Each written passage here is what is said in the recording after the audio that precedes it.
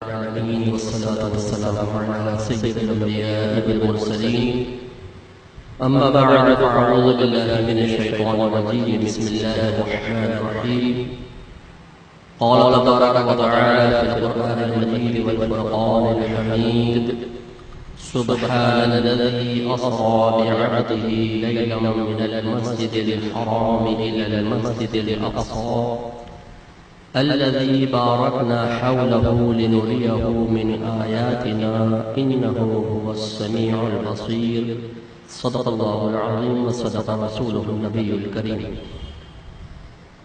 الحمدللہ یہ رجب المرجب کا مہینہ ہے اور اللہ تبارک و تعالی نے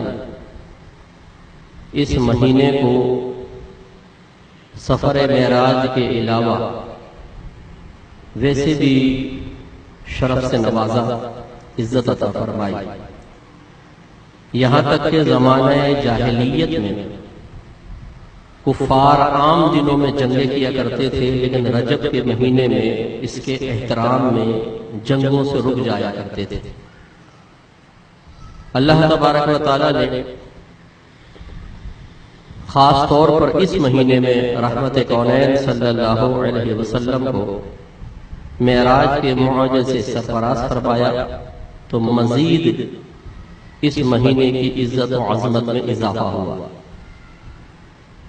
لیکن یہ قابل تعجب بات ہے کہ زمانہ جاہلیت میں علم سے عاری کفار اس مہینے کی تعظیم کر کے بہت ساری خطاؤں سے رک جایا کرتے تھے، لیکن مسلمان خاص طور پر اس قسم کے مہینوں میں اہتمام کر کے اپنے آپ کو گناہوں سے دور رکھنے کے لیے کوئی انتظام نہیں کرتا ہے.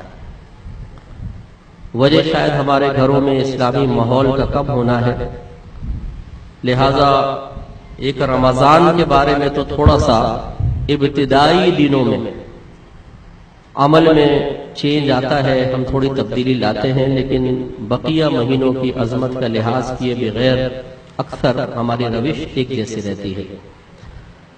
لہذا جو بھی بھائی بہن ہمیں سماعت فرما رہے ہیں، اس مہینے کی ہمیں خاص طور پر تعظیم کرنی چاہیے، اور تعظیم کا طریقہ یہی ہے کہ انسان اپنے عمل میں تبدیلی لائے، گناہوں سے اپنے آپ کو روکے، عبادات پر استقامت پذیر ہو، اللہ تبارک و تعالیٰ کی اطاعت کے جذبے کو بڑھائے.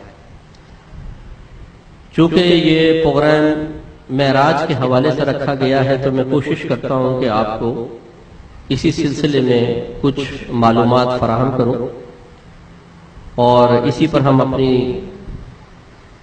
اسپیچ کو فوکس بھی رکھیں گے انشاءاللہ. معراج کا معنی ہوتا ہے عروج کا ایک آلہ.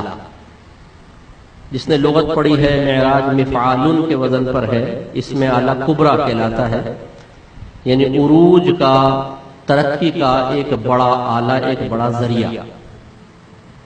اب اس کی دو وجوہات ہیں اس کو معراج کہنے کی. یا تو معراج سیڑھی کو بھی کہتے ہیں، تو بعض علماء یہ فرماتے ہیں کہ مسجد حرام سے مسجد اقصی تک کا سفر براق پر ہوا، اور اس کے بعد آسمان سے ایک سیڑھی اتاری گئی اور نبی کریم صلی اللہ علیہ وسلم اس کے ذریعے آسمانوں پر تشریف لے گئے. اس وجہ سے اس کو سفر معراج کہتے ہیں. اور بعض نے اس کی وجہ تسمیہ یہ بیان فرمائی کہ معراج عروج کے آلے کو کہتے ہیں، چونکہ اس معجزے کو رحمت کونین صلی اللہ علیہ وسلم سے نسبت حاصل ہے، اور کسی نبی کو یہ سعادت حاصل نہ ہوئی، تو رحمت کونین صلی اللہ علیہ وسلم کے لیے یہ معجزہ انتہائی ترقی اور عروج کا سبب بنا. اس وجہ سے اس کو معراج سے تعبیر کرتے ہیں. بہرحال وجہ تسمیہ کچھ بھی ہو، لیکن یہ ایک عظیم الشان معجزہ تھا. معجزہ عربی زبان کا ورڈ ہے، اس کا معنی ہوتا ہے عاجز کر دینے والا. اگر دعوی نبوت کرنے والے سے، جو واقعی سچا دعوی نبوت کر رہا ہو، کسی ایسے فعل کا صدور ہوتا ہے کہ جس کی مثل لانے سے دوسرے لوگ عاجز آ جائیں، تو اسے معجزہ کہا جاتا ہے. اللہ تبارک و تعالیٰ اپنے نبیوں کو نبوت کی دلیل کے طور پر یہ معجزات عطا فرماتا ہے تاکہ وہ لوگوں کے سامنے اس کو پیش کر کے ان کو چیلنج کرے کہ تم اس کی مثل بنا کر لاؤ۔ اگر ہم ظاہری بشرے کے اعتبار سے تمہاری مثل ایک بشر ہے ظاہر کے اعتبار سے، ورنہ انبیاء علیہ السلام یقیناً بشر ہوتے ہیں لیکن ان کی بشریت ہم سے بہت زیادہ کامل ہے، تو انبیاء علیہ السلام گویا کہ چیلنج دیتے ہیں کہ اگر تم ہمیں اپنی مثل بشر سمجھتے ہو تو پھر جو ہم عمل تمہارے سامنے کر کے دکھا رہے ہیں اس کی مثل لے کر آؤ۔ اور جب سامنے والے عاجز آ جاتے ہیں تو یہ بات ثابت ہوتی ہے کہ یہ ان کا اپنا ذاتی کمال نہیں ہے بلکہ خاص اللہ تبارک و تعالی نے ان کو ایک اضافی خصوصیت سے نوازا ہے جس کو تسلیم کر لینے کے بعد ان کی اطاعت کرنا عام لوگوں پر لازم ہو جاتا ہے۔ تو سفر معراج بھی نبی کریم صلی اللہ علیہ وسلم کا ایک عظیم معجزہ رہا، وہ اس طریقے سے کہ اللہ تعالیٰ خود فرماتا ہے کہ سبحان الذی اسری بعبدہ لیلا من المسجد الحرام الی المسجد الاقصی، پاک ہے وہ ذات جو اپنے بندہ خاص کو رات کے مختصر ترین حصے میں مسجد حرام سے مسجد اقصی تک لے گیا۔ تو یہ سفر معراج جو مسجد حرام یعنی جو مکے کی مسجد ہے اس کو مسجد الحرام کہا جاتا ہے۔ حرام کا لفظ دو معنی میں استعمال ہوتا ہے، ایک ایسی شے جس کو آپ استعمال نہیں کر سکتے اس کا استعمال ممنوع ہو تو ہم کہتے ہیں یہ حرام ہے، جیسے شراب حرام ہے، اور ایک حرام کا لفظ محترم کے معنی میں استعمال ہوتا ہے، دونوں معنی۔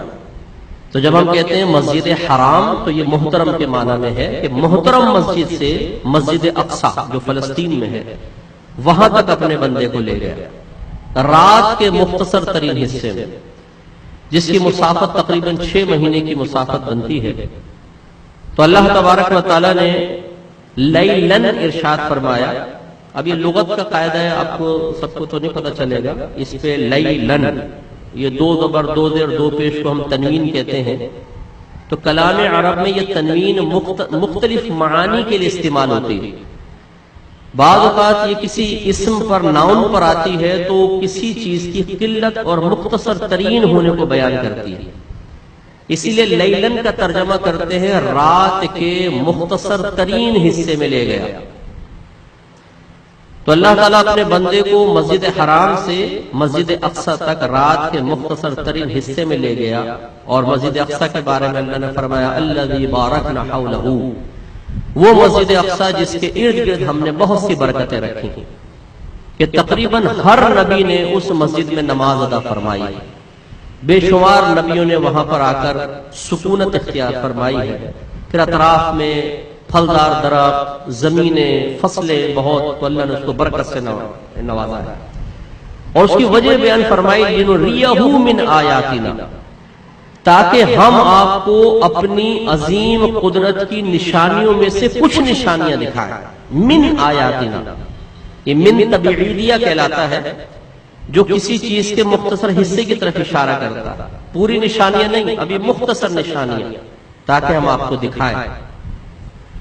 تو یہ معجزہ اس اعتبار سے ہے کہ اگر مسجد حرام سے مسجد اقصی کا بھی حساب کر لیا جائے تو 6 مہینے تقریباً مسافت لگتی تھی، اور اللہ تعالیٰ فرما رہا ہے رات کے مختصر ترین حصے میں۔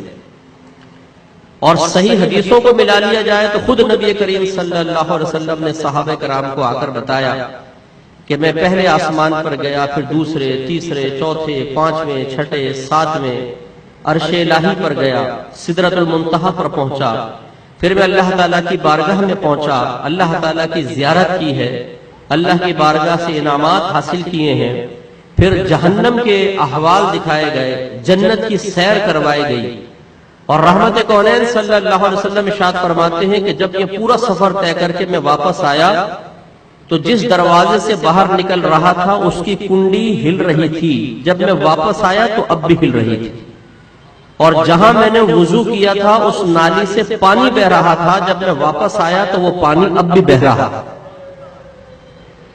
یہ انتہائی تعجب خیز بات ہے کہ اتنا طویل سفر کہ جہاں موجودہ سائنس بھی یہ کہتی ہے کہ بغیر آکسیجن کے کوئی شخص نہیں جا سکتا، کیونکہ جیسے ہی آپ زمین کی حدود سے باہر نکلتے ہیں آکسیجن ختم ہو جاتی ہے۔ اور میں آپ کو ایک حیرت انگیز چیز بتاتا ہوں کہ سورج جو ہے یہ تقریباً ہم سے 9 کروڑ 30 لاکھ مائل دور ہے، 9 کروڑ 30 لاکھ مائل دور، اور لائٹ آف سن کی رفتار ہے 1,86,282 miles per second, 1,86,282 miles per second. اس کے باوجود سورج کی روشنی زمین تک آنے میں 8 منٹ 8 سیکنڈ لگاتی ہے۔ اب آپ اندازہ کریں 9 کروڑ 30 لاکھ میل دور اور لائٹ کی رفتار ہے 1 کروڑ 86,282 مائلز پر سیکنڈ، پھر بھی سورج کی روشنی 8 منٹ 8 سیکنڈ میں آپ تک پہنچتی ہے۔ اور میرے آقا صلی اللہ علیہ وسلم سورج کو کیا 7 آسمانوں کے پار گئے، جنت ملاحظہ فرمائی، جہنم ملاحظہ فرمائی، اللہ سے ملاقات کا شرف حاصل کیا، اور جب واپس تشریف لائے ہیں تو جس بستر پہ لیٹے تھے وہ ابھی تک گرم ہے، جس نالی سے پانی بہ رہا ہے اور جو کنڈی دروازے کی ہل رہی تھی وہ ابھی بھی ہل رہی تھی۔ اب آپ کہیں گے تو واقعی تو سمجھ میں آنے والی بات ہی نہیں ہے، تو اسی لیے حضرت نے ایک شعر پڑھا نا کہ خرد سے کہہ دو کہ سر جھکا لے، گما سے گزرے گزرنے والے، پڑے ہیں یا خود جہد کو لالے، کسے بتائیں کدھر گئے تھے۔ تو یہ معجزہ ہوتا ہی وہ ہے جو عقلوں کو عاجز کر دیتا ہے، سامنے والے مقابل کو عاجز کر دیتا ہے۔ تو رحمت کونین صلی اللہ علیہ وسلم کو یہ سفر معراج کروایا گیا، جس سے آپ کی عزت اور عظمت میں اضافہ کیا گیا۔ اللہ تبارک و تعالیٰ کو مقصود تھا کہ قیامت تک کے لیے نبی کریم صلی اللہ علیہ وسلم کا جو مقام و مرتبہ اللہ تعالیٰ کی بارگاہ میں ہے وہ اولین پر بھی عیاں ہو، آخرین پر بھی عیاں ہو جائے۔ تو یہ ایک سفر معراج آپ کو عطا کی گئی۔ اس کا تھوڑا سا میں خلاصہ آپ کو عرض کر دیتا ہوں، پہلے ایک شرعی حکم یاد رکھیے گا۔ چونکہ اللہ تعالیٰ نے قرآن عظیم میں مسجد حرام سے مسجد اقصی تک کی سفر معراج کو ذکر فرمایا، تو اس کا انکار کرنا کفر ہے۔ اگر کوئی کہے میں نہیں مانتا ہوں سفر معراج، بالکل نہیں مانتا ہوں، تو کافر ہو جائے۔ اور پھر مسجد حرام سے مسجد اقصی تک کا جو سفر مسجد اقصی سے آسمانوں تک کا جو سفر ہے وہ صحیح احادیث کریمہ سے ثابت ہے اور کثیر حدیثیں ہیں، لیکن چونکہ مطلقاً حدیث کا انکار کرنا کفر نہیں ہوتا، گمراہی ہے، لہذا کوئی اگر آگے کے سفر کا انکار کرتا ہے تو وہ گمراہ ضرور ہے، کافر نہیں ہے۔ تو مسجد حرام سے مسجد اقصی تک کے سفر کو ماننا یہ ہم پر لازم ہے۔ یہ عقیدہ رکھنا کہ ضرور آپ تشریف لے گئے تھے، یہ رکھنا ہی ہوگا، ورنہ اس کا انکار گویا کہ آیات قرآنی کا انکار ہے اور انسان کافر ہوگا۔ باقی کا انکار کرنا گمراہی ہے۔ نبی کریم صلی اللہ علیہ وسلم اپنی پھپھی زاد بہن ام ہانی کے ہاں جلوہ افروز تھے کہ جبریل امین اللہ تبارک و تعالیٰ کے حکم سے حاضر ہوئے۔ ایک روایت میں ہے کہ چھت پھٹی اور جبریل امین آئے، رحمت کونین صلی اللہ علیہ وسلم سو رہے ہیں۔ تو ایک روایت کے مطابق جبریل امین نے آپ کے قدموں کو بوسہ دیا، کیونکہ ادب یہی تھا کہ سرکار کو اٹھایا جائے تو ایسا نہ ہو کہ سرکار کو تکلیف ہو، پریشانی ہو۔ تو جو تمام رسولوں کے تمام فرشتوں کے رسول ہیں، تمام فرشتوں کے سردار ہیں، یعنی جبریل امین، انہوں نے یہ ادب سکھایا کہ رحمت کونین صلی اللہ علیہ وسلم کے قدمین شریفین کو بوسہ دیا تو سرکار کی آنکھ کھلی اور آپ کو پیغام الہی سنایا گیا کہ اللہ تعالیٰ نے آپ کو بلایا ہے۔ مسجد حرام میں آپ تشریف لائے، وہاں آپ کو لٹایا گیا اور آپ کا سینہ مبارکہ چاک کیا گیا، پھر قلب اطہر نکالا گیا اور اسے آب زمزم سے دھویا گیا، پھر دوبارہ رکھا گیا، پھر سینہ بند کیا گیا، اور پھر میرے آقا صلی اللہ علیہ وسلم آگے سفر کے لیے روانہ ہوئے۔ عربک میں پھاڑنے کو شق کہتے ہیں، اور صدر عربک میں سینے کو کہتے ہیں شق صدر۔ یہ 4 مرتبہ ہوا ہے۔ ایک مرتبہ بچپنے کی حالت میں جب آپ 2 سال کے بعد تقریباً 2.5-3 سال کے تھے تو جنگل میں بی بی حلیمہ سعدیہ رضی اللہ تعالی عنہا کے بچوں کے ساتھ سرکار تھے تو 2 فرشتے آئے، سرکار کو لٹایا، شق صدر ہوا، بچے گھبرا گئے، وہ گھر بھاگے کہ کسی نے محمد کے سینے کو چیر دیا ہے۔ تو ایک دفعہ وہ شق صدر ہوا، دوسری مرتبہ 10 سال کی عمر میں ہوا، تیسری مرتبہ جب نبی کریم صلی اللہ علیہ وسلم نے اعلان نبوت فرمایا، اور چوتھی مرتبہ سفر معراج سے پہلے۔ اور اس کی حکمت یہ بیان کی گئی ہے کہ اللہ تبارک و تعالیٰ کے قانون کے مطابق ہر ایک کے قلب میں شیطان کے وساوس کو قبول کرنے کا ایک مادہ رکھا گیا ہے، شیطان کی دعوت قبول کرنے میں۔ رحمت کونین صلی اللہ علیہ وسلم کے قلب انور سے اس مادے کو بھی ختم کر دیا گیا۔ پہلی مرتبہ وہ مادہ ختم کیا گیا، دوسری مرتبہ حکمت اور علم سے بھرا گیا، تیسری مرتبہ روحانی قوتوں سے نوازا گیا، چوتھی مرتبہ اللہ تبارک و تعالیٰ کے دیکھنے کی طاقت آپ کو عطا کر دی گئی۔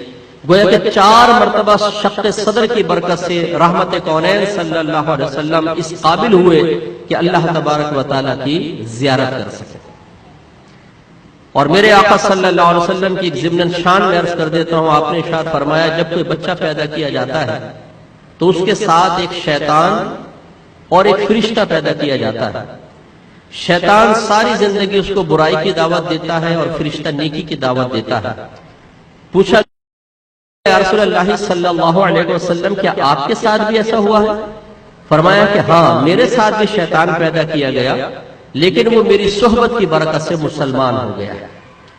تو میرے آقا صلی اللہ علیہ وسلم تو شیطانی اثرات، نفسانی اثرات سے بالکل پاک و صاف ہیں، لہذا اللہ تبارک و تعالیٰ نے آپ کے شق صدر فرمایا اور پھر براق لایا گیا۔ یہ ایک جنتی جانور ہے اور براق اس کا نام اس لیے رکھا ہے کہ یہ برق سے نکلا ہے۔ براق تیز رفتار، بجلی کی طریقے سے تیز رفتار، یہ خچر سے تھوڑا چھوٹا اور گدھے سے تھوڑا بڑا تھا، اور اس کی رفتار کا عالم خود نبی کریم صلی اللہ علیہ وسلم بیان فرماتے کہ جب میں اس پر بیٹھ کر اس کو میں نے ایڑ لگائی ہے تو جہاں تک میری نگاہ جاتی تھی براق کا پہلا قدم پڑتا تھا، تیز رفتار۔ اب رحمت کونین صلی اللہ علیہ وسلم سوار ہوئے ہیں، ہزارہ فرشتوں کی فوج ہے، جبریل امین ساتھ ہیں، اور رحمت کونین صلی اللہ علیہ وسلم مسجد اقصی تک پہنچے۔ آپ ارشاد فرماتے ہیں کہ وہاں تمام انبیاء علیہ السلام اپنے جسم اور روح کے مجموعے کے ساتھ موجود تھے، اور میرے آقا صلی اللہ علیہ وسلم فرماتے ہیں کہ مصلی خالی تھا، سب صفے بنا کر بیٹھے ہوئے تھے۔ جب میں وہاں پہنچا تو مجھے عرض کی گئی کہ آپ 2 رکعت نماز پڑھائیں، تو میں نے ان سب کی امامت فرمائی۔ اب یہاں 3 دلیلیں ہیں اس بات پر کہ یہ معراج جسمانی اور روحانی مجموعے کی معراج تھی، صرف روحانی معراج نہیں تھی۔ روحانی معراج کا مطلب خواب میں معراج، اور جسمانی اور روحانی مجموعے کے مطابق کا مطلب ہے حالت زندگی میں جاگتے ہوئے معراج ہونا۔ اس میں پہلی دلیل تو اللہ تعالیٰ نے جو فرمایا کہ سبحان الذی اسری بعبدہ، کلام عرب میں لفظ عبد کا اطلاق ہوتا ہے جسم اور روح کے مجموعے پر، لہذا معلوم ہوا کہ یہ جسمانی معراج کی روحانی نہیں۔ دوسرے لفظ اسرا، لے جانا، کسی کو لے جانا، یہ جسم اور روح کے مجموعے پر بولا جاتا ہے۔ جیسے آپ کہیں کہ میں کسی شخص کو لے گیا، تو یہ وہاں اسرا کا لفظ استعمال کرتے ہیں کہ جہاں پر جاگتی حالت میں کسی شخص کو لے جایا جائے، اور روحانی یا خواب کی دنیا کے اندر اسرا کا لفظ استعمال نہیں ہوتا۔ تیسری دلیل کہ نبی کریم صلی اللہ علیہ وسلم نے امامت فرمائی، اور امامت جاگتی حالت میں ہوتی ہے، خواب کی حالت میں نہیں۔ خود سرکار نے فرمایا تمام انبیاء علیہ السلام جسم اور روح کے مجموعے کے ساتھ۔ اور چوتھی عقلی دلیل یہ ہے کہ اگر یہ روحانی معراج ہوتی، صرف خواب میں اللہ تبارک و تعالیٰ نے آپ کو دکھایا ہوتا، تو پھر کفار اس کا انکار نہ کرتے۔ خواب میں تو ہر ایک کو نظر آ جاتا ہے کچھ نہ کچھ، آپ بھی اپنے آپ کو آسمانوں پہ اڑتا دیکھ لیتے ہیں۔ کبھی لوگ ہم سے خواب پوچھتے ہیں، وہ پھر صاحب میں آسمانوں پہ چلا گیا، 7ویں آسمان تک پہنچ گیا، پھر پیچھے کتے لگ گئے، میں دوبارہ گر گیا۔ جیسے الٹے سیدھے خواب نظر آتے ہیں۔ تو یہ خواب تو کوئی بھی دیکھ سکتا ہے، پھر کافر انکار کیوں کرتے ہیں؟ انکار کی وجہ بنے گی اسی وقت کہ جب یہ کہا جائے کہ جسم اور روح کے مجموعے کے ساتھ۔ تو میرے آقا صلی اللہ علیہ وسلم نے تمام انبیاء علیہ السلام کی امامت فرمائی۔ یہاں نبی کریم صلی اللہ علیہ وسلم کے کمال کا ایک بنیادی پہلو ہمیں ظاہر ہوتا ہے کہ دیکھیں رحمت کونین صلی اللہ علیہ وسلم وہاں باقاعدہ امام مقرر نہیں تھے، اور قاعدہ شرعیہ ہے کہ جہاں کوئی امام مقرر نہ ہو اور کچھ لوگ جمع ہو جائیں تو جو سب سے زیادہ صاحب علم ہوتا ہے وہ امامت کا حقدار ہوتا ہے۔ لہذا میرے آقا صلی اللہ علیہ وسلم، ذرا غور کیجئے گا، 40 سال تک آپ نے اعلان نبوت نہیں فرمایا، 13 سالہ مکی زندگی میں اتنے احکام نازل نہیں ہوئے، زیادہ تر عقائد آخرت کے بارے میں بیان کیے گئے، چند احکام۔ آخری 10 سالہ زندگی میں پھر آہستہ آہستہ بتدریج احکام نازل ہوئے، اور میرے آقا صلی اللہ علیہ وسلم نے ان پر عمل پیرا ہونے کی سعادت حاصل کی اور صحابہ کرام کو تعلیم فرمائی۔ گویا کہ اگر آخری آپ 10 سال لے لیجئے، 10 سال بمشکل جو سرکار نے شرعی احکام پر، باقاعدہ عبادات پر عمل پیرا ہونے کی سعادت حاصل فرمائی، جبکہ آپ کے پیچھے حضرت نوح علیہ السلام جن کی 950 سال تو تبلیغ کی عمر ہے، 950 سال، اور آدم علیہ السلام جو ابو البشر ہیں، تمام نبیوں کے والد ہیں، حضرت ایوب علیہ السلام جو صبر میں معروف ہیں، یوسف علیہ السلام جو حسن میں معروف ہے، لیکن میرے آقا صلی اللہ علیہ وسلم امام بن رہے ہیں۔ معلوم یہ ہوا کہ اگر وجہ فضیلت کثرت عبادت ہوتی تو نوح علیہ السلام امام بن جاتے، اگر رشتوں میں بزرگی یہ بزرگی کی دلیل ہوتی تو آدم علیہ السلام حقدار تھے کہ تمام نبی آپ کی اولاد میں سے ہیں، والد صاحب کو آگے ہونا چاہیے تھا۔ اگر حسن و جمال کمال کی بنیاد ہوتا تو یوسف علیہ السلام آگے آتے، اگر باطنی اوصاف انسان کے لیے کمال کا سبب بنتے تو ایوب علیہ السلام آگے آتے۔ لیکن میرے آقا صلی اللہ علیہ وسلم جنہوں نے بظاہر 10 سال عمل کیا ہے، بظاہر، اگر آپ پہلے کے 13 سال میں ملا لیں تو چلے 23 سال، 23 سال کا عمل ایک طرف اور باقی سب نبیوں کے اوصاف ایک طرف، لیکن میرے آقا امام بن رہے ہیں۔ وجہ کیا ہے؟ وجہ یہ ہے کہ وصف علم انسان کو بزرگ بناتا ہے۔ اس راز کو کاش ہمارے مسلمان بھائی بہن سمجھیں۔ ہم لوگ علم سیکھنے کی طرف نہیں آتے، کوئی ایسی بڑی راتیں آتی ہیں، ہم کہتے ہیں کوئی وظیفہ بتائیے، کوئی نماز بتائیں کہ جو نماز ہمیں کم وقت میں بہت زیادہ ثواب دلوا دے۔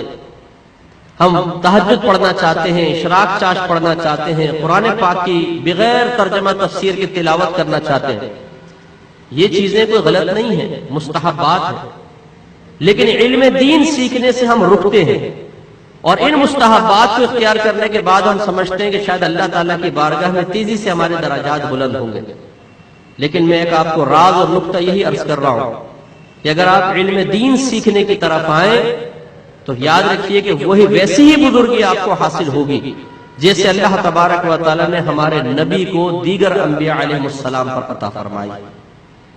میں ضمناً 2 دلیلیں آپ کو یہاں پر اور دیتا ہوں تاکہ علم کی کچھ اہمیت ہمارے دل میں پیدا ہو۔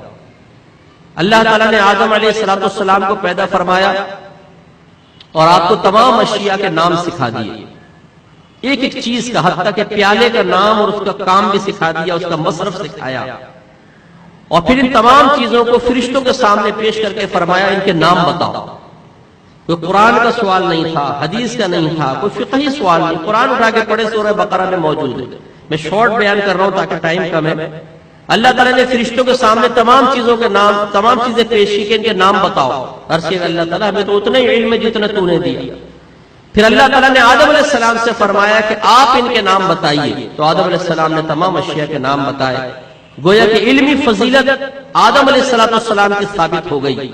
وہ فرشتے جو عرصے دراز سے عبادتیں کر رہے ہیں، ان میں ابلیس بھی موجود تھا جو شیطانوں کا ابا ہے، اور میرے آقا صلی اللہ علیہ وسلم فرماتے ہیں کہ شیطان نے زمین پر 80,000 برس اللہ کی عبادت کی تھی، اور اس نے زمین کا ایک چپا برابر جگہ بھی ایسی نہیں چھوڑی تھی جہاں سجدہ نہ کیا ہو۔ لیکن اللہ تبارک و تعالیٰ نے وصف علم کی وجہ سے اس ابلیس کو بھی حکم دیا کہ آدم کے سامنے سجدہ ریز ہو جا، اور جب اس نے علمی فضیلت کا انکار کیا تو اللہ نے فرمایا ابا واستکبر وکان من الکافرین، اس نے انکار کیا، تکبر کیا اور کفر کرنے والوں میں سے ہو گیا۔ آدم علیہ السلام نے تو ابھی کوئی عبادت کی ہی نہیں تھی، وصف علم سے آپ کو متصف کیا گیا تھا اور آپ کا مقام و مرتبہ تمام فرشتوں سے اعلیٰ بتایا گیا۔ اسی طریقے سے ایک دفعہ نبی کریم صلی اللہ علیہ وسلم مسجد میں تشریف لائے تو صحابہ کرام علیہم رضوان آپس میں بحث کر رہے تھے۔ نبی کریم صلی اللہ علیہ وسلم نے دریافت فرمایا کہ کس چیز کے بارے میں بحث ہو رہی ہے؟ عرض کی یا رسول اللہ صلی اللہ علیہ وسلم، ہم اس بارے میں بحث کر رہے ہیں کہ بنی اسرائیل میں دو شخص تھے، ایک عالم اور ایک عابد۔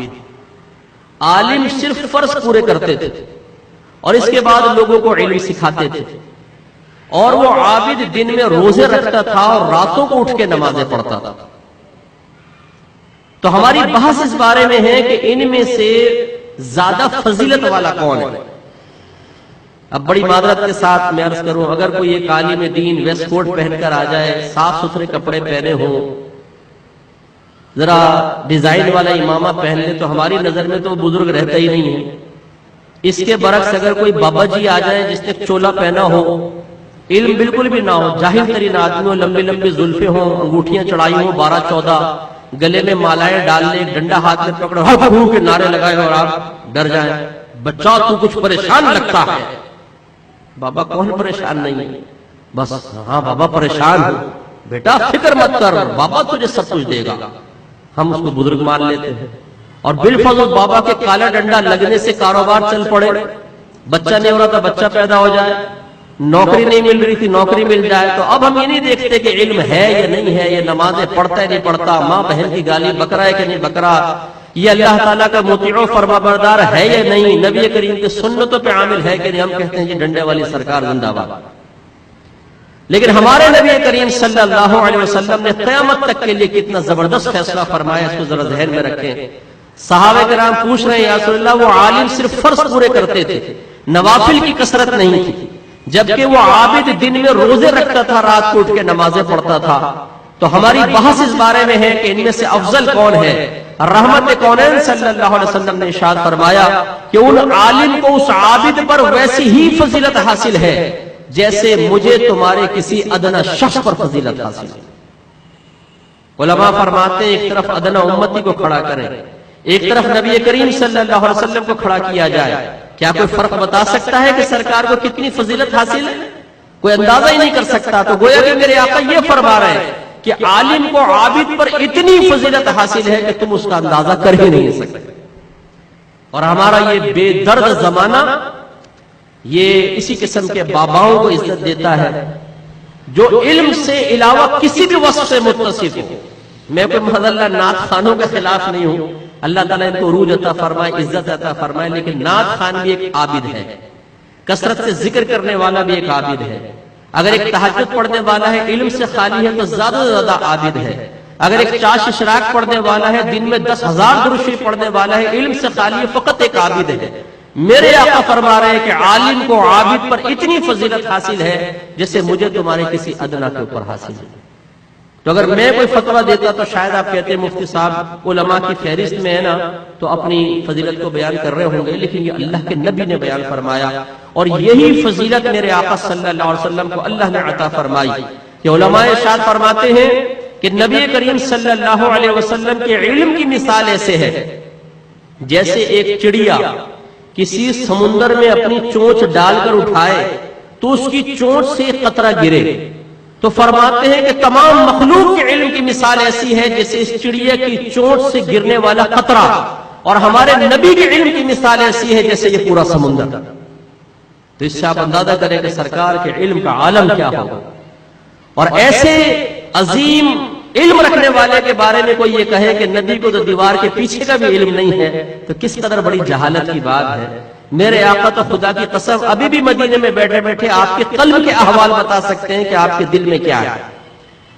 ایک دفعہ سرکار نماز پڑھا رہے ہیں، کچھ صحابہ آئے تیزی سے رکوع سجود کیے، جب رحمت کونین صلی اللہ علیہ وسلم نماز سے فارغ ہوئے، آپ ان کی طرف متوجہ ہوئے، ارشاد فرمایا کہ اپنے رکوع سجود صحیح طرح پورے کیا کرو.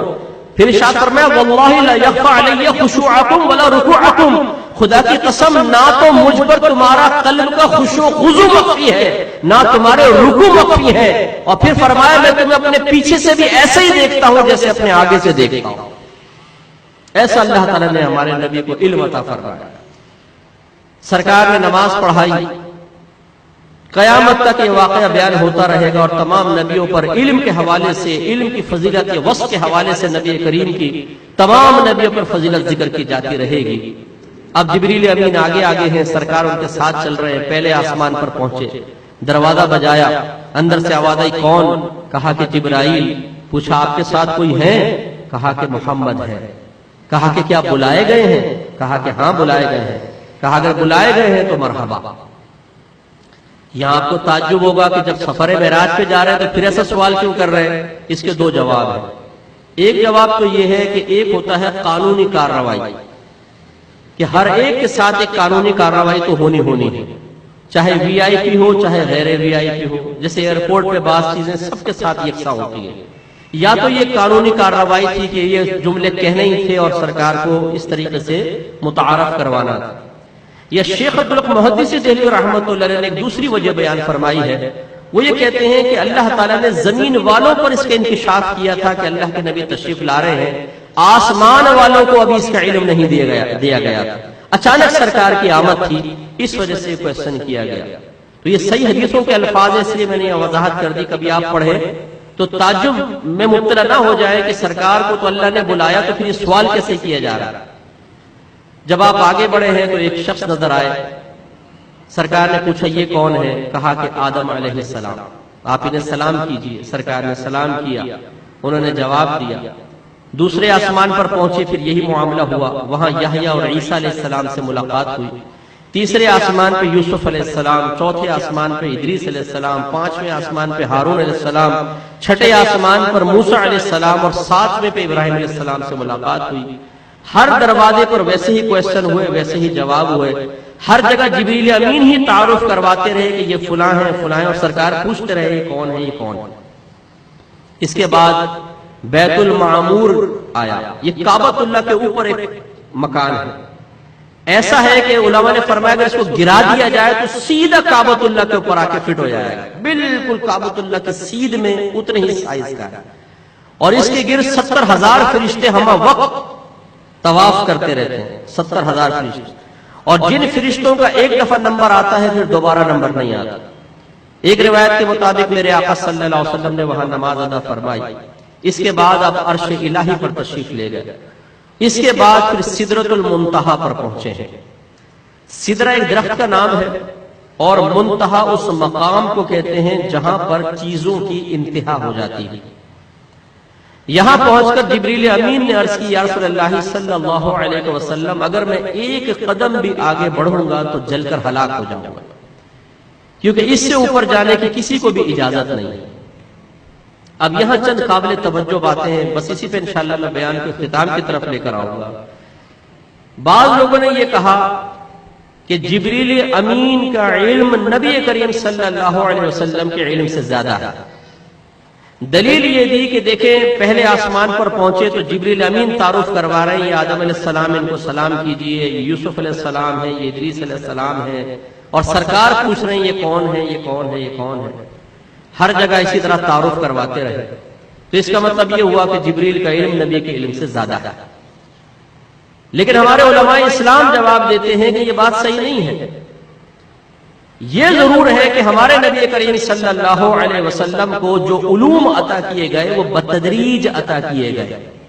ہمارا یہ دعویٰ نہیں ہے کہ جیسے ہی سرکار پیدا ہوئے سارے علم دے دیے گئے، یا جیسے ہی آپ نے اعلان نبوت فرمایا سارے علوم سے نواز دیا گیا. نہیں، آپ کو آہستہ آہستہ علم دیا گیا. ہاں، وفات سے پہلے پہلے ما کانا وما یکون کا علم دے دیا گیا.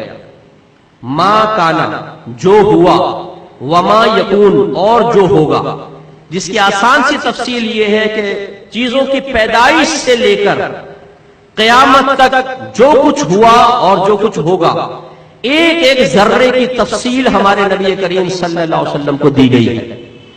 پھر جب قیامت قائم ہو جائے گی اس کے بعد کہ ہم اتنے ہی علوم کے قائل ہیں جتنے نبی کریم آئے، اور جن پر خاموشی اختیار فرمائی، نہ ان کی ہم کہیں گے کہ سرکار کو وہ علم حاصل ہے، نہ یعنی نہ اقرار کریں گے نہ انکار کریں گے۔ تو جب سے چیزوں کی پیدائش ہوئی اس سے لے کر قیامت تک تمام تفاصیل سرکار کو معلوم ہے۔ ابھی وقت نہیں ہے، ورنہ میں علم غیب کے اوپر یا ان چیزوں پہ بھی دلائل آپ کو فراہم کر سکتا ہوں، صحیح حدیثوں سے، قرآن سے، لیکن خلاصہ آپ کو عرض کر رہا ہوں یاد رکھنے کے قابل۔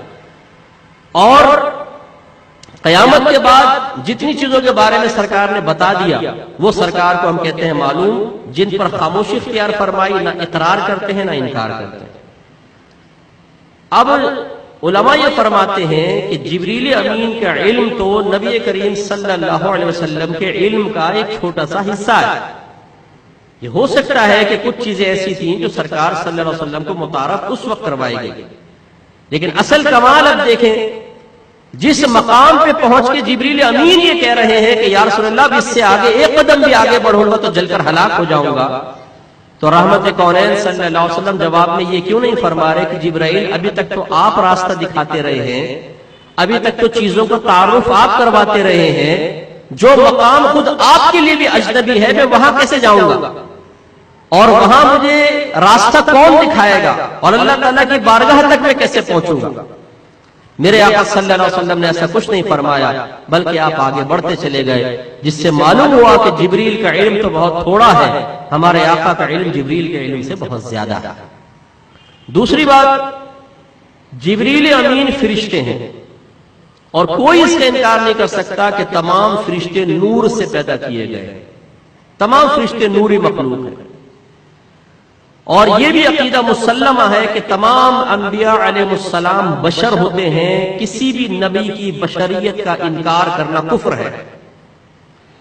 اب سوال یہ پیدا ہوتا ہے کہ نور یہاں پر آ کر یہ کہے کہ میں ایک قدم آگے بڑھاؤں گا تو جل کر ہلاک ہو جاؤں گا، تو جب نور جل جائے گا تو بشر تو بدرجہ اولا جلنا چاہیے، کیونکہ نور کو برداشت کر سکتا ہے، تجلی برداشت کر سکتا ہے، بشر تو بہت جلدی جل جاتا ہے۔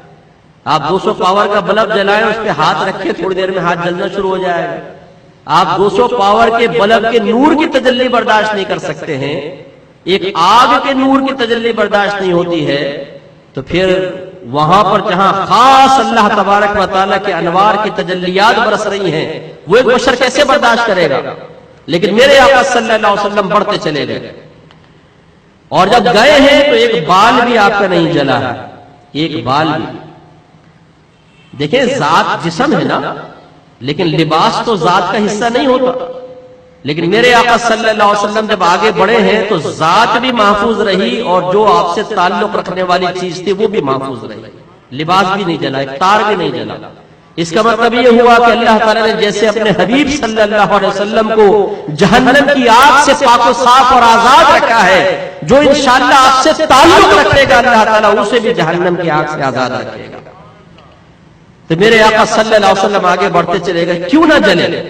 وجہ اس کی یہ ہے، مصنف عبد الرزاق کی روایت کے مطابق جو صحیح روایت ہے کہ جب میرے آقا صلی اللہ علیہ وسلم سے پوچھا گیا کہ اللہ تبارک و تعالیٰ نے سب سے پہلے کس چیز کو پیدا فرمایا، تو آپ نے ارشاد فرمایا کہ اول ما خلق اللہ نوری، کہ سب سے پہلے اللہ تبارک و تعالیٰ نے میرے نور کو پیدا فرمایا۔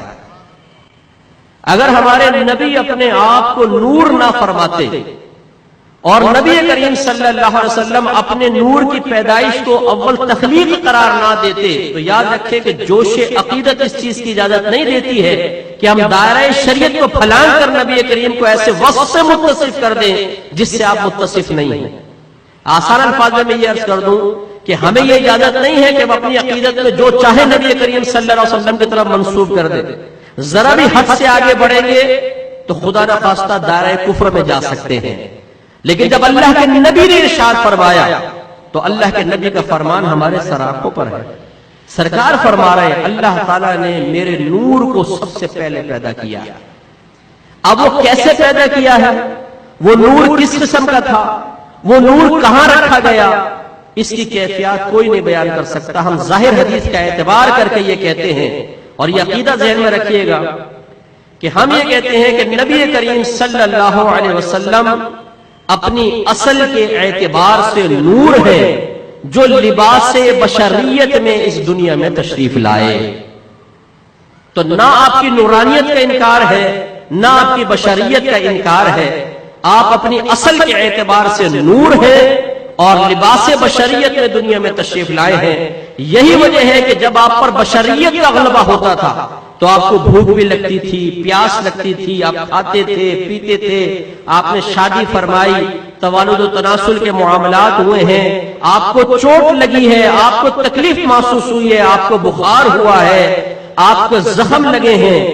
اور جب آپ پر نورانیت کا غلبہ ہوتا تھا تو صحیح روایات میں آتا ہے کہ ایک مرتبہ نبی کریم صلی اللہ علیہ وسلم نے کھانا پینا چھوڑ دیا، روزہ رکھا، افطار کیے بغیر اگلا روزہ، پھر افطار کیے بغیر اگلا روزہ، افطار کیے بغیر اگلا روزہ. صحابہ کرام علیہم الرضوان نے آپ کی اتباع میں لگاتار روزے رکھنے شروع کیے، 1 دن 2 دن 3 دن 4 دن. اب حالت خراب، نبی کریم نارمل حالت میں ہے اور صحابہ کرام علیہم الرضوان آپ کے پیچھے نماز پڑھتے ہوئے نقاہت کی وجہ سے گر رہے ہیں. جب نماز سے فارغ ہوئے تو رحمت کونین صلی اللہ علیہ وسلم نے دریافت فرمایا کہ صحابہ میں تمہیں حالت نماز میں گرتے ہوئے کیوں دیکھ رہا ہوں؟ عرض کیا صلی اللہ صلی اللہ علیہ وسلم آپ نے کھانا پینا چھوڑا تو ہم نے بھی کھانا پینا چھوڑ دیا، آپ کی اتباع میں ہم بھی اسی حالت میں آ گئے. تو میرے آقا صلی اللہ علیہ وسلم مسکرائے اور آپ نے ارشاد فرمایا کہ تم کھاؤ اور پیو اس لیے کہ مجھے تو میرا رب کھلاتا پلاتا ہے. اور پھر فرمایا تم نے میری مثل کون ہے؟ علماء فرماتے ہیں یہ روحانی غذا تھی جو اللہ تبارک و تعالیٰ اپنے حبیب کو عطا فرماتا تھا. گویا کہ جب نورانیت کا غلبہ ہوتا تھا تو سرکار عوار ذات بشریت سے پاک و صاف ہو جایا کرتے تھے، نہ کھاتے تھے نہ پیتے تھے اور توانائی میں کبھی نہیں آتی تھی. اسی نورانیت کا غلبہ سفر معراج میں آپ دیکھیے کہ نوری مخلوق یہ کہہ رہی ہے کہ یا رسول اللہ اگر ایک قدم بھی آگے بڑھوں گا تو جل کر ہلاک ہو جاؤں گا. اور میرے آقا صلی اللہ علیہ وسلم آگے بڑھتے چلے جا رہے ہیں اور وہ نوری مخلوق بھی نبی کریم کی نورانیت کو جانتی ہے. یہی وجہ ہے کہ جبریل امین یہ نہیں کہہ رہے یا رسول اللہ ٹھہریے آپ کہاں جا رہے ہیں؟ نور جل جائے گا بشر تو بدرجہ اولا جلے گا، آگے مت بڑھیے، ہلاک ہو جائیں گے، تباہ ہو جائیں گے. نہیں، جبریل امین خاموش ہیں. اس کا مطلب یہ ہے کہ وہ بھی جانتے ہیں کہ اللہ تبارک و تعالیٰ نے جبریل امین کو بھی نور سے پیدا کیا، اپنے حبیب کی اصل بھی نور رکھی ہے، لیکن نبی کا نور ان فرشتوں کے نور سے کامل و اکمل. اور اب آپ قربان جائیے، ہم نے تو ویسی نبی کی قدر نہیں کی، خدا کی قسم جیسے نبی نے ہمیں عزت دی ہے. بہت افسوس کی بات ہے کہ ہمارے نبی ہمارے لیے جب پیدا ہوئے ہیں تو اللہ تعالیٰ کی بارگاہ میں عرض کرتے ہیں چھوٹے سے ہیں ابھی جسم کے لحاظ سے، ظاہری جثے کے اعتبار سے، عظمت کے لحاظ سے بہت بڑے، لیکن چھوٹے ہونٹ ہل رہے ہیں اور آواز آ رہی ہے ربی حب لی امتی، اے اللہ میری امت میرے حوالے کر. بوقت وفات آپ کے ہونٹ لبھائے مبارکہ جنبش کر رہے ہیں، سنا گیا تو آواز آ رہی ہے ربی حب لی امتی، اے اللہ میری امت میرے حوالے کر. کیوں ایسا فرمایا؟ علماء فرماتے ہیں کہ اللہ تعالیٰ ارحم الراحمین اور ہمارے آقا رحمت للعالمین. ارحم الراحمین کہتے ہیں جس کی رحمت سب سے زیادہ ہو، اور یقیناً اللہ کی رحمت ہمارے نبی کی رحمت سے زیادہ ہے. ہم کسی وصف میں اپنے نبی کو اللہ کے برابر نہیں مانتے، ہمارے نبی کا وصف کم ہے، اللہ کا وصف زیادہ ہے. تو ایسا کیوں نہ ہوا کہ سرکار نے دعا کی کہ اللہ تعالیٰ میری امت کو اپنی رحمت کے سائے میں لے لے؟ یہ نہیں کہا، بلکہ کہا اللہ تعالیٰ میری امت کو میرے حوالے کر. وجہ کیا ہے؟ وجہ علماء یہ بیان فرماتے ہیں کہ اللہ تعالیٰ رحمان ہے، رحیم ہے، ارحم الراحمین ہے، اس کا انکار نہیں، لیکن وہ قہار و جبار بھی ہے اور بے نیازی اس کی صفت ہے. رحمت کونین یہ جانتے تھے کہ اگر اللہ کے حوالے امت کو کر دیا جائے ہو سکتا ہے شان بے نیازی غالب آئے، قہاریت جباریت غالب آئے اور میرے کوئی امتی جہنم میں چلا جائے. لیکن میرے سرکار رحمت للعالمین ہے، یہاں رحمت رحمت ہے، جمال ہی جمال ہے، نہ جلال ہے، نہ قہاریت ہے، نہ جباریت ہے. جو سرکار کے دامن میں آئے گا وہ ضرور جنت میں جائے گا، کیونکہ یہاں عذاب ہے ہی نہیں. اس لیے مانگا اللہ تعالیٰ میرے حوالے کر. یہ شفقت ہے پیدا ہوتے وقت بوقت وفات، ہمیں نہیں بھولے. ہمارے ماں باپ شاید ہمیں بھول جائیں، اولاد بھول جائے، سرکار نہیں بھولے۔ اور جب یہ آیت نازل ہوئی وَلَسَوْفَ يُعْطِيكَ رَبُّكَ فَتَرْضَىٰ، اے حبیب ان قریب آپ کا رب آپ کو اتنا عطا فرمائے گا کہ آپ راضی ہو جائیں گے۔ اسلوب کلام دیکھیے، اللہ فرما رہا ہے اے حبیب ان قریب آپ کا رب آپ کو اتنا عطا فرمائے گا کہ آپ راضی ہو جائیں گے۔ سرکار نے جواب میں کیا کہا؟ حضرت ابن عباس رضی اللہ تعالی عنہما فرماتے ہیں کہ نبی کریم صلی اللہ علیہ وسلم نے اس آیت کے نزول کے بعد اللہ کی بارگاہ میں عرض کی، یا رب کریم اگر یہی بات ہے تو میں اس وقت تک راضی نہ ہوں گا جب تک میری ساری امت داخل جنت نہ ہو جائے۔ اللہ کا وعدہ سچا ہے، اللہ تعالیٰ ضرور اپنے حبیب کو راضی کرے گا، اور میرے آقا کبھی جھوٹ نہیں فرماتے۔ وہ اس وقت تک راضی ہی نہیں ہوں گے جب تک ساری امت داخل جنت نہ ہو جائے۔ تو مبارک ہو آپ کے، میرے لیے تو جنت کی بشارت سرکار نے دے دی، اور اب یہی دیکھیں نسبت یہاں کام آ رہی ہے۔ جب میرے آقا آگے بڑھنے لگے تو جبریل امین سے فرمایا، جبرائیل اگر کوئی حاجت ہے تو پیش کرو، میں اللہ تعالیٰ کی بارگاہ میں پیش کر دوں گا۔ ذرا غور فرمائیے گا، یہاں پہ ایک نقطہ ہے، پھر میں حاجت بتاتا ہوں کہ جبریل امین نے کیا حاجت پیش کی۔ حضرت ابراہیم علیہ السلام کو جب منجنیق پر رکھ کر نمرود نے آگ میں پھینکنا چاہا، یہی جبرائیل تھے جو ان کے پاس آئے اور آ کے کویسچن کیا تھا، اے ابراہیم، اے اللہ کے خلیل، اگر آپ کی کوئی حاجت ہے تو مجھے بتائیے، میں اللہ کی بارگاہ میں پیش کر دوں۔ تو آپ نے فرمایا کہ حسبی اللہ و نعم الوکیل، میرا اللہ مجھے کافی اور بہترین کارساز ہے۔ ادھر اللہ کے خلیل ہیں، ادھر اللہ کے حبیب ہیں، جبرائیل یہاں بھی ہیں، جبرائیل یہاں بھی ہیں، لیکن فرق دیکھ لیں کہ یہاں جبرائیل اللہ کے خلیل سے پوچھ رہے ہیں کہ آپ کی کوئی حاجت ہے مجھے بتائیں، میں اللہ کی بارگاہ میں پیش کروں، اور یہاں ہمارے نبی فرما رہے ہیں کہ جبرائیل تمہاری کوئی حاجت ہے میرے سامنے پیش کرو، میں اللہ کی بارگاہ میں پیش کروں۔ جس سے مقام و مرتبہ دیکھیں ہمارے سرکار کا کس قدر اعلیٰ ہے، کس قدر عظیم نبی کی امت میں اللہ تعالیٰ نے ہمیں پیدا فرمایا۔ اور قربان جائیے آپ کی میری اس نسبت سرکار صلی اللہ علیہ وسلم پر کہ جبریل امین نے کس خواہش کا اظہار کیا۔ انہوں نے عرض کی، یا رسول اللہ بس میری اتنی تمنا ہے کہ آپ اللہ کی بارگاہ میں میری درخواست پیش کریں کہ جب بروز قیامت آپ کی یہ امت پل صراط کے سامنے پہنچے تو اللہ تبارک و تعالیٰ میرے بازو میں وسعت عطا فرما دے، میں اپنے پر بچھا دوں اور آپ کی امت میری پروں سے گزرتے ہوئی داخل جنت ہو جائے۔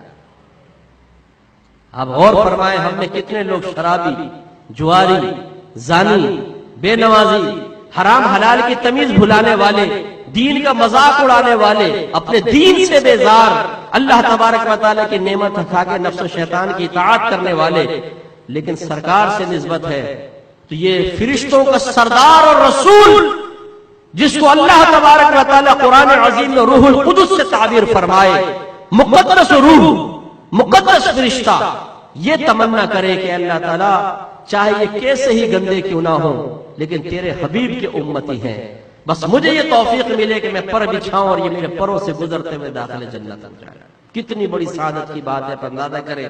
لیکن میرے آقا نعمت امام اہل سنت مجدد دین و ملت پروانہ شمع رسالت عظیم البرکت عظیم المرتبہ شاہ احمد رضا خان علیہ الرحمت الرحمان بڑے پیارے شعر میں ہمیں ایک مسئلہ سمجھاتے ہیں، گویا کہ آپ سمجھا رہے ہیں کہ لوگوں ذرا غور کرو، جب اپنی حاجت کی تکمیل کے سلسلے میں جبریل امین ہمارے نبی کے محتاج ہیں تو ہمیں کیا ضرورت ہے کہ سرکار کے دامن رحمت کو چھوڑ کر جبریل کا احسان لے؟ تو سرکار کی بارگاہ میں استغاثہ کرتے ہوئے کہتے ہیں کہ پل سے اتارو راہ گزر کو خبر نہ ہو، یا رسول اللہ پل سے اتارو راہ گزر کو خبر نہ ہو، جبریل پر بچھائیں تو پر کو خبر نہ ہو۔ ایسا جنت میں چلے جائیں کہ جبریل پر بچھا کر رکھے اور پتہ چلے کہ امت تو سرکار کے دامن سے لپٹ کر پہلے ہی داخل جنت ہو چکی ہے۔ تو یہ ہماری عظمت ہے، یہ ہماری عزت ہے۔ جب سرکار صلی اللہ علیہ وسلم چھٹے آسمان پر موسیٰ علیہ السلام سے ملے ہیں اور آگے بڑھنے لگے تو موسیٰ علیہ السلام رونے لگے، تو پوچھا گیا کہ آپ کیوں رو رہے ہیں؟ تو کہا گیا کہ میں رشک کی وجہ سے رو رہا ہوں، اس لیے کہ یہ وہ نبی ہے جن کی امت میری امت سے پہلے داخل جنت کی جائے۔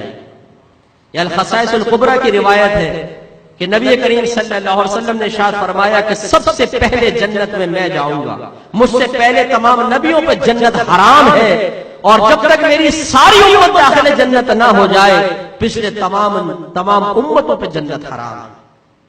تو وی آئی پی پروٹوکول ملے گا آپ کو مجھے صرف سرکار کی نسبت سے، اس اللہ کے نبی کی نسبت سے۔ سرکار گئے، اللہ تعالیٰ کی باقاعدہ زیارت کی ہے، وہ زیارت کہ جس کی تمنا موسیٰ علیہ السلام نے اللہ کی بارگاہ میں کی، اے اللہ مجھے اپنی زیارت کروا دے۔ اللہ تعالیٰ نے ارشاد فرمایا لن ترانی۔ لن کلام عرب میں جب فعل مضارع پر داخل ہوتا ہے تو زمانہ مستقبل میں تاکیدی نفی ہو جاتی ہے، یعنی نفی کے اندر، انکار کے اندر سختی ہوتی ہے۔ اگر اللہ تعالیٰ جواب میں فرماتا لا ترانی، اس کا مطلب ہے آپ مجھے نہیں دیکھ سکتے، لیکن جب لن ترانی فرمایا اس کا مطلب ہے آپ مجھے ہرگز نہیں دیکھ سکتے۔ جہاں پہ مطلقاً انکار کرنا مقصود اور سختی سے انکار، وہاں یہ لفظ لایا جاتا ہے۔ موسیٰ علیہ السلام کی خواہش تھی اللہ تعالیٰ میں تجھے دیکھ لوں، اللہ تعالیٰ نے فرمایا لن ترانی، آپ مجھے ہرگز نہیں دیکھ سکتے۔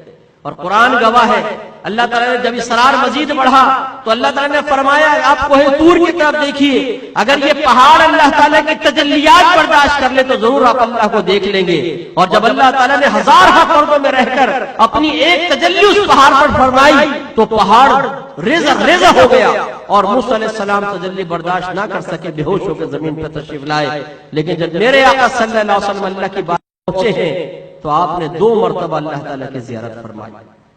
چشمان ظاہر سے ابن عباس رضی اللہ تعالیٰ عنہ کی روایت کے مطابق 2 مرتبہ باقاعدہ زیارت اور نماز کم کروانے کے سلسلے میں 9 مرتبہ حاضری کا شرف حاصل کیا، جس کی تفصیل یہ ہے کہ آپ وہاں پہنچے، ملاقات ہوئی، اللہ تعالیٰ نے اپنی زیارت سے نوازا، جو پھر راز و نیاز کی باتیں ہوئی ہیں محبوب و محب کے درمیان وہ ہوئی۔ اس کے بعد میرے آقا صلی اللہ علیہ وسلم واپس تشریف لائے۔ جب موسیٰ علیہ السلام کے پاس پہنچے تو انہوں نے پوچھا کہ اللہ کے حبیب آپ کو اللہ نے کیا تحفہ دیا؟ فرمایا 50 نمازوں۔ اب دیکھیں موسیٰ علیہ السلام دنیا سے پردہ فرما چکے تھے، یقینی سی بات ہے، اور ہم نے تو بہت بعد میں پیدا ہونا تھا، لیکن معلوم یہ ہوا کہ دنیا سے پردہ فرما جانے والے بھی امداد کرتے ہیں، اور اگر کوئی ہزاروں سال بعد بھی پیدا ہوتا ہے اللہ کی عطا سے ان کو اتنا علم ہوتا ہے وہ جانتے ہیں وہ کیا کیا کریں گے، جس کو اللہ تعالیٰ علم عطا فرمانا چاہتا ہے۔ تو موسیٰ علیہ السلام نے نبی کریم صلی اللہ علیہ وسلم سے عرض کی کہ آپ کی امت 50 آپ کم کروائیے، تو رحمت کونین واپس گئے اور 5 نمازیں کم ہو گئی، 5 کی سفارش کی 5 کم ہو گئی۔ پھر آئے، پھر موسیٰ علیہ السلام نے پوچھا کتنی رہ گئی؟ 45۔ کہا اور کم کروائیے، یہ بھی نہیں پڑے گی۔ سرکار گئے، 5 اور کم ہوئی، 9 دفعہ گئے، 45 نمازیں معاف ہو گئی، اب رہ گئی 5۔ تو موسیٰ علیہ السلام نے ہم جیسے ماشاءاللہ عبادت گزاروں کو جانتے تھے اچھی طریقے سے کہ کس قدر عبادت میں مستحکم ہے اور کیسے نبی کریم صلی اللہ علیہ وسلم کے فرمان پہ اپنی جانیں قربان کرنے کے لیے تیار ہے، اور اس کے رسول کیسے ان کے سر چڑھ کر بولتا ہے، غلام یہ رسول میں موت بھی قبول کے نعرے ماشاءاللہ بہت زبردست لگاتے ہیں، لیکن انہوں نے ہم سے حسن ظن قائم نہیں کیا، کیونکہ ہماری اوقات جانتے ہیں، معذرت کے ساتھ لفظ میں ذکر کر رہا ہوں لیکن ہمیں جانتے تھے۔ فرمایا یہ آپ کی امت 5 نمازیں بھی نہیں پڑھے گی، آپ جا کے اس میں بھی کمی کروائیں، اور قربان جائیے میرے نبی کریم صلی اللہ علیہ وسلم کے کہ میرے سرکار نے فرمایا کہ موسیٰ اب تو اللہ کی بارگاہ میں جاتے ہوئے شرم آتی، اگر میرا آپ کا بیٹا میٹرک فیل ہو، نوکری نہیں مل رہی، اور گھر والے فورس کریں کہ جا کے کسی افسر سے سفارش کر دو، 9th میں فیل، بڑی مشکل سے سپلیمنٹری پاس، پھر میٹرک میں فیل، پھر انٹر میں کم نمبر وغیرہ وغیرہ جیسے تیسے لے گئے ڈگریاں، ایک کے پاس جائیں گے ڈگری پیش کریں گے، شرمندگی ہوگی کہ نہیں ہوگی؟ کہے گا یار یہ اس کی سفارش لے کر آیا ہو، دوسرے کے پاس جائیں گے پھر شرم شرم شرم شرم۔ جب میرے آقا نے جا کر یہ عرض کیا ہوگا کہ اللہ تعالیٰ میری امت یہ نہیں پڑھ سکے گی، کم کر دے، حالانکہ اللہ جانتا ہے، تو شرم تو محسوس فرمائی ہوگی نا، لیکن میرے آقا صلی اللہ علیہ وسلم نے ہم نکموں کے لیے شرم کو بالائے طاق رکھ کر ہماری مشقت کا اعتبار فرمایا، اور 9 مرتبہ اللہ کی بارگاہ میں حاضری کا شرف حاصل کر کے 45 نمازیں معاف کروائیں، اور آخر میں پھر کہا کہ نہیں اب تو بس حد ہو گئی، اب نہیں۔ بخاری کی روایت ہے، لیکن قربان جائیے اللہ کی رحمت کے کہ اللہ تبارک و تعالیٰ نے جب 45 نمازیں معاف فرمائیں تو ارشاد فرمایا حبیب اللہ کے کلمات تبدیل نہیں ہوتے، آپ کی امت اگر یہ 5 نمازیں پڑھے گی ثواب انہیں 50 کا ہی عطا فرماؤں گا۔ اور سرکار یہ 5 نمازیں لے کر آئے اور فرمایا قرۃ عینی فی الصلاۃ، نماز میں میری آنکھوں کی ٹھنڈک ہے۔ لیکن ہماری حالت دیکھ لیں، میرے آقا صلی اللہ علیہ وسلم رات اور رات واپس آئے ہیں، جیسے میں نے شروع میں عرض کیا، جس بستر سے گئے ہیں بستر گرم ہے، کنڈی ہل رہی ہے، نالی میں وضو کیا تھا پانی ابھی تک چل رہا ہے، سرکار پہنچ گئے۔ صبح سرکار نے لوگوں کے سامنے اس واقعے کو بیان کیا، کفار نے انکار کیا، یہ کیسے ہو سکتا ہے، ایک رات کے مختصر حصے میں ایسے چلے جائے، یہ کیسے ہو سکتا ہے؟ تو وہ پہنچ گئے صدیق اکبر رضی اللہ تعالیٰ عنہ کے پاس، جنہیں ابھی صدیق لقب نہیں ملا تھا۔ کہا کہ پتہ ہے تمہارے صاحب نے کیا کہا ہے؟ کہا کیا کہا؟ وہ کہتے ہیں کہ میں رات کے مختصر حصے میں مسجد حرام سے مسجد اقصی تک پھر 7 آسمانوں کی سیر کر کے آ گیا ہوں۔ صدیق اکبر رضی اللہ تعالیٰ عنہ نے ایک روایت تو یوں ہے، انہوں نے اتنا کہا کہ یہ مسجد حرام سے مسجد اقصی تک کا کہتے ہیں کہ میں رات کے مختصر حصے میں پہنچ گیا۔ تو صدیق اکبر نے جواب دیا کہ اگر وہ کہتے کہ میں آسمانوں کی سیر کر کے آ گیا میں تو اس کی بھی تصدیق کر دیتا، یہ تو پھر مسجد اقصی ہے۔ اور ایک روایت نے کفار نے کہا، وہ کہتا ہے میں آسمانوں کی سیر کر کے آ گیا، کہا کہ میرے صاحب نے کہا تو بالکل حق کہا ہے۔ تو اس پر پھر آپ کو صدیق کا لقب ملا۔ اب کفار جمع ہوئے اور انہوں نے کہا کہ ہم آپ کا امتحان لیں گے، یہ بتائیے کہ آپ یہ کہہ رہے ہیں کہ آپ مسجد اقصی تک گئے ہیں، تو ذرا مسجد اقصی کے اطراف کی کچھ نشانیاں بتائیے، کیا کیا ہے وہاں؟ اچھا یہ بھی آپ کو حیرت ہوگی کہ سرکار نے ظاہری طور پہ مسجد اقصی کا سفر نہیں کیا تھا اس وقت تک۔ تو اب کفار نے کہا کہ اگر آپ کا واقعی یہ سفر ہے تو آپ بتائیں، ہم مان لیں گے، کیونکہ آپ نے ظاہری طور پہ تو سفر کیا نہیں۔ اور علماء یہ فرماتے ہیں کہ جب نبی کریم صلی اللہ علیہ وسلم اللہ تعالیٰ کی بارگاہ کے لیے تشریف لے گئے تو انتہائی ادب اور احترام کے ساتھ، نہ دائیں دیکھتے تھے نہ بائیں۔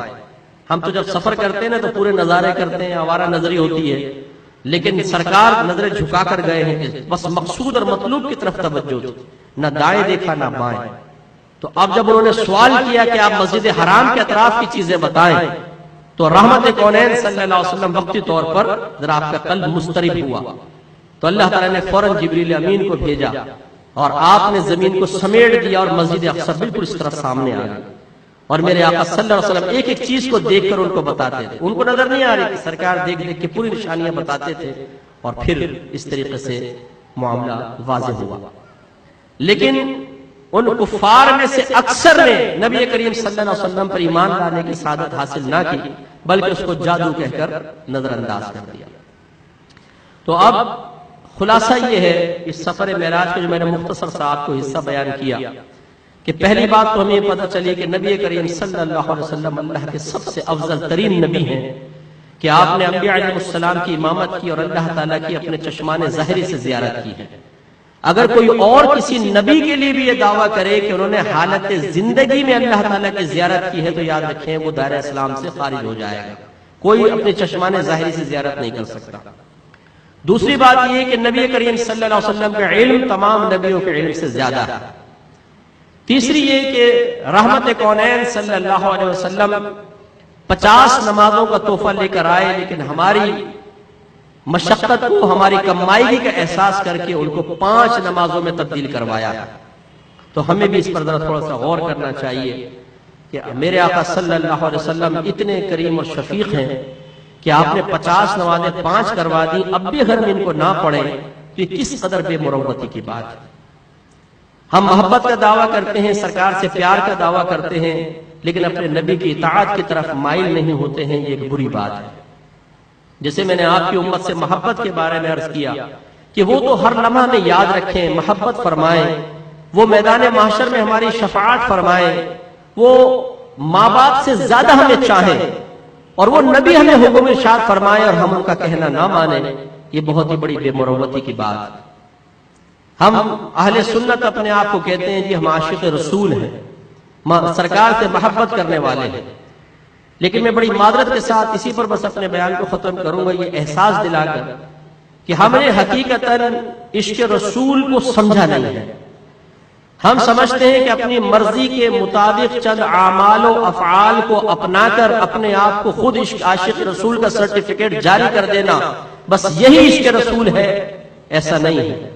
معیار آپ کا میرا نہیں ہوگا، معیار شریعت کا ہوگا کہ شریعت کیا معیار عشق اور محبت کا پیش کرتی ہے۔ تو اللہ تعالیٰ نے قرآن میں واضح فرما دیا، قُلْ إِن كُنتُمْ تُحِبُّونَ اللَّهَ فَاتَّبِعُونِي يُحْبِبُكُمُ اللَّهُ وَيَغْفِرْ لَكُمْ ذُنُوبَكُمْ۔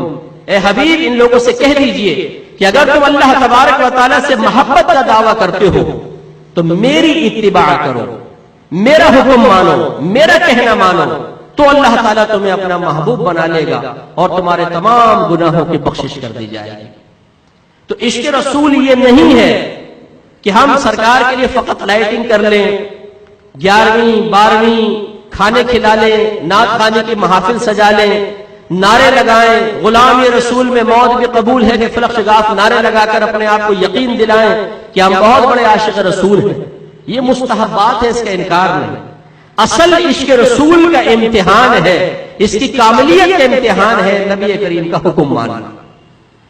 ایک نبی اگر ایک شخص نبی کا حکم جاننے کی زحمت گوارا نہ کرے کہ نبی کریم مختلف چیزوں کے بارے میں مجھے کیا حکم ارشاد فرما رہے ہیں، تو وہ حکم پر عمل کیسے کرے گا؟ اور اگر معلوم ہے کہ یہ حکم ہے اور پھر عمل نہ کرے تو پھر جان بوجھ کر حکم پر عمل پیرا نہیں ہو رہا، تو وہ عاشق رسول کیسا ہے؟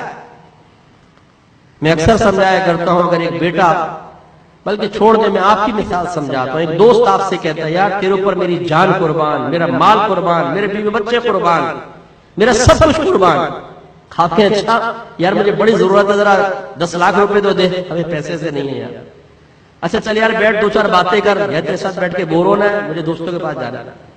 یار میرے کام میں ذرا سفارش کر دے، تیری بڑی جان پہچان۔ ارے نہ بابا نہ، سفارش کا زمانہ نہیں ہے بھائی، کوئی نہیں، جو آپ کہے منع کرتا رہے۔ پھر کہے لیکن بات بتاؤں، تجھ پہ میری جان قربان، مال قربان، بیوی بچے قربان۔ تو آپ جواب میں کیا کہیں گے؟ بھائی یہ جان تو اپنے پاس ہی رکھ، یہ فراڈ کرنے کے لیے میں ہی رہ گیا ہوں۔ یہی اگر ماں باپ کے ساتھ ہو، امی جان آپ پہ میری جان قربان، مال قربان، پھر ماں باپ جو کہیں کہنا نہ مانے، تو کیا دعوی محبت ماں میں ہم سچے ہوں گے؟ یہ دعوی محبت باپ میں ہم سچے ہوں گے؟ لازم بات ہے کہ جھوٹے ہوں گے۔ جھوٹے نہیں تو کم از کم ناقص تو ضرور ہے کہ اپنے دعوے میں ناقص۔ یہی معاملہ بھی یہاں ہے کہ ہم نبی سے محبت کا دعویٰ کرتے ہیں، ہم کہتے ہیں غلام رسول میں موت بھی قبول ہے۔ غلام کہتے ہیں اپنے آپ کو غلام، اور غلام اپنے آقا کا کہنا نہ مانے، یہ کیسے ہو سکتا؟ اب ہمارے سرکار جو حکم فرماتے ہیں ہم ہیلے بہانوں سے اپنے لیے راہ فرار نکالتے ہیں۔ سرکار فرمائے علم سیکھو، طلب العلم فریضۃ علی کل مسلم، علم کا حاصل کرنا ہر عاقل بالغ مسلمان مرد و عورت پہ فرض ہے۔ ہمارے پاس ٹائم ہی نہیں ہے۔ سرکار نماز کا حکم دے، ہم نماز نہیں پڑھتے۔ اپنے جوان بچے کو اس لیے فجر میں نہیں اٹھاتے کہ نہیں اس کی نیند خراب ہو جائے گی، رات کو دیر سے آ کر سویا ہے، صبح اس کو اسکول جانا ہے، کالج جانا ہے، ڈیوٹی پہ جانا ہے۔ مجھے ایسے ماں باپ پہ انتہائی افسوس ہوتا ہے جو بچے کی نیند خراب ہونے کی تکلیف کا تو احساس کر رہے ہیں، لیکن بے نمازی پن پر جب اس کو جہنم میں جلایا جائے گا، اس کی کھال چٹے گی، آنتیں باہر نکلیں گی، بلڈ باہر نکلے گا، یہ چلائے گا، چیخے گا، اس تکلیف کا بالکل احساس نہ کیا جائے۔ ایسے ماں باپ پر افسوس ہے کہ وہ بچے کی نیند کی تکلیف کو اس عذاب جہنم کی تکلیف سے زیادہ سمجھ کر اس کی نمازیں قضا کروا رہے ہیں۔ ایسی ہماری بہنیں فلمیں دیکھیں گی، ڈرامے دیکھیں گی، شوہر کی برائیاں کرنے کے لیے 2 گھنٹے مل جائیں گے، ساسوں کی برائیاں کر لیں گی سب، لیکن جب نماز پڑھنے کا ٹائم آئے گا تو بولتی ہیں اتنی تھک جاتی ہیں کہ ہمارے پاس نماز پڑھنے کا ٹائم نہیں ہے۔ نماز ہم نہیں پڑھتے ہیں۔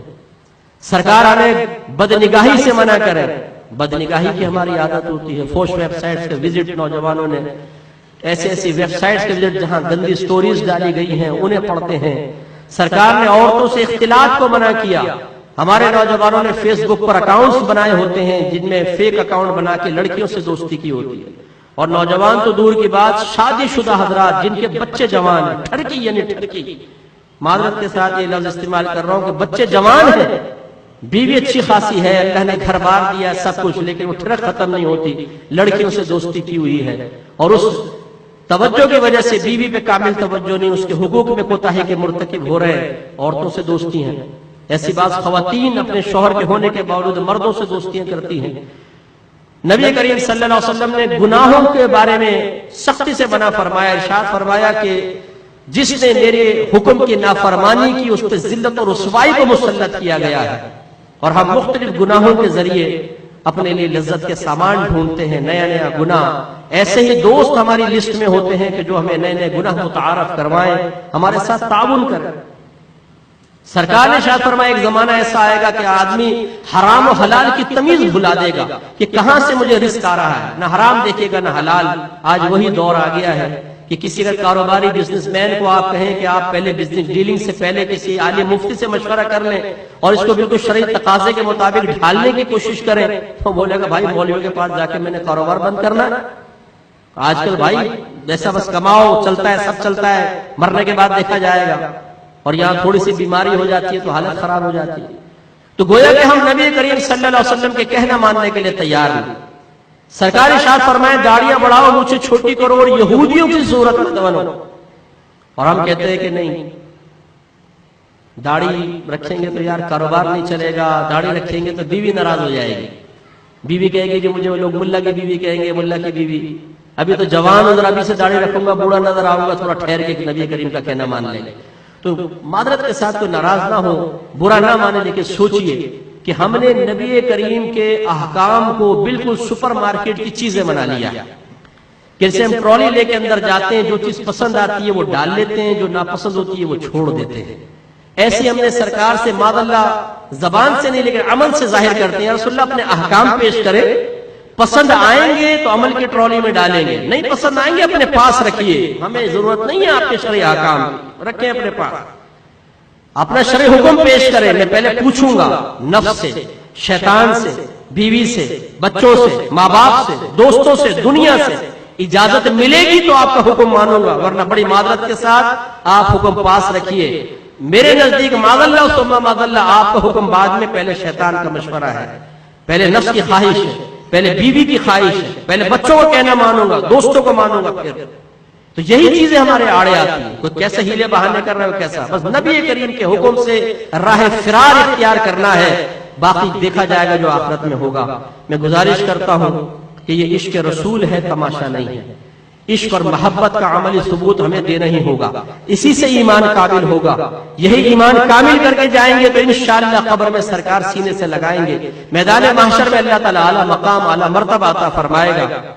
ورنہ شرمندگی اور رسوائی ہے. اللہ نہ کرے ایمان ہی ضائع ہو گیا تو جس نے اللہ کے نبی کو معمولی سمجھ کر ان کے احکام کو چھوڑا وہ تباہ ہوگا, برباد ہوگا. ابو جہل کیوں تباہ ہوا تھا, ابو لہب کیوں مارا گیا تھا؟ فرق اتنا ہے کہ اس نے کافر رہ کر احکام نہیں مانے, اور معاذ اللہ ثم معاذ اللہ ہم مسلمان ہو کر احکام ماننے کے لیے تیار نہیں ہیں. لیکن اتنا فرق ضرور ہے, اگر صاحب ایمان گئے تو انشاءاللہ جنت میں جائیں گے, چاہے کتنے گناہ کیوں نہ ہو. لیکن اللہ نہ کرے گناہوں کی کثرت کی وجہ سے جس بے دردی کے ساتھ ہم نبی کریم کے احکام کو ٹالتے ہیں, اگر اس کی وجہ سے ایمان ضائع ہو گیا تو بہت دشواری ہے, بہت ہی سخت معاملہ ہے. دنیا والے آپ کو پتا ہے کہ چند دن ہمیں یاد رکھیں گے, اس کے بعد بھول جائیں گے. آپ کتنے اپنے رشتہ داروں کے لیے دعا کرتے ہیں, قریب ترین رشتہ دار اور دوست جن کے ساتھ ہم رات دن اٹھتے بیٹھتے تھے, پیار تھا, محبت تھا, مرتے ہیں سب کی محبت ختم ہو جاتی ہے. اس لیے کہ ایک فرشتہ ہے, سرکار نے فرمایا جب لوگ دفنا کے چلتے ہیں تو وہ قبر کی مٹی اٹھا کے لوگوں کی طرف پھینکتا ہے اور کہتا ہے کہ جاؤ اے لوگو, اللہ تعالیٰ اس مردے کی محبت تمہارے قلوب سے نکال دے, اور اس کی دعا مقبول ہوتی ہے. کچھ عرصے بعد محبتیں ختم ہو جاتی ہیں. ایسے ہی آپ اور میں ہوں گے. آج ہم اپنے بیوی بچوں کے لیے, ماں باپ کے لیے, دوستوں کے لیے, انہیں راضی کرنے کے لیے ہزار گناہ کر رہے ہیں اور پرواہ نہیں کرتے کہ اللہ ناراض ہو رہا ہے کہ رسول. لیکن جب ہم مریں گے تو اللہ رسول کی محبت کام آئے گی, یہ لوگ کام نہیں آئیں گے. پھر ہم قبر میں تنہا ہوں گے, وہاں عمل ہوگا اور ہماری بے راہ روی ہوگی.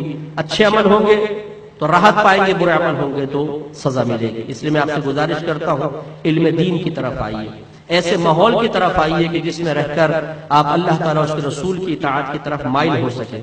داڑھی والوں کو, امام والوں کو, دینداروں کو حقارت کی نگاہ سے نہ دیکھیں.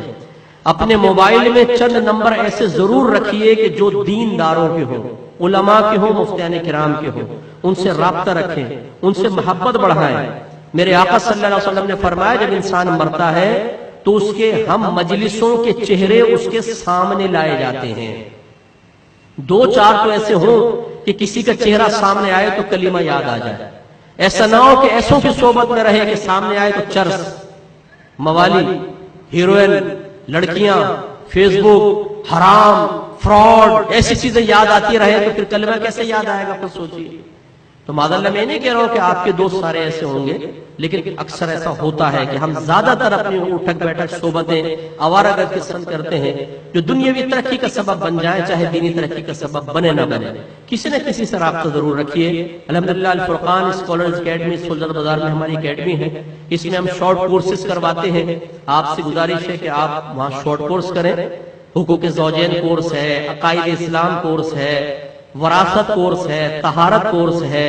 یہ کورسز کرنا انتہائی ضروری ہے کیونکہ یہ فرض علوم میں شامل ہے. ان کو وراثت کورس تو فرض علوم میں خیر نہیں ہے، لیکن طہارت کا جیسے ہے، حقوق زوجین کورس ہے، عقائد اسلام ہے، پھر عبادات کا کورس ہے، گناہوں کی معرفت کا کورس ہے. یہ ضرور کیجئے، اس سے آپ کے علم میں اضافہ ہوگا اور اچھے لوگوں کی صحبت میں رہنے کی کوشش کیجئے. اللہ تبارک و تعالیٰ سے دعا ہے کہ رب کریم ہم سب کو حقیقی طور پہ عشق رسول اختیار کرنے، نبی کریم صلی اللہ علیہ وسلم کی عظمت سمجھتے ہوئے آپ کے احکام کو بھی بعظمت سمجھنے اور ان پر عمل پیرا ہونے کی توفیق عطا فرمائے. آمین. وآخر دعوانا ان الحمدللہ رب العالمین.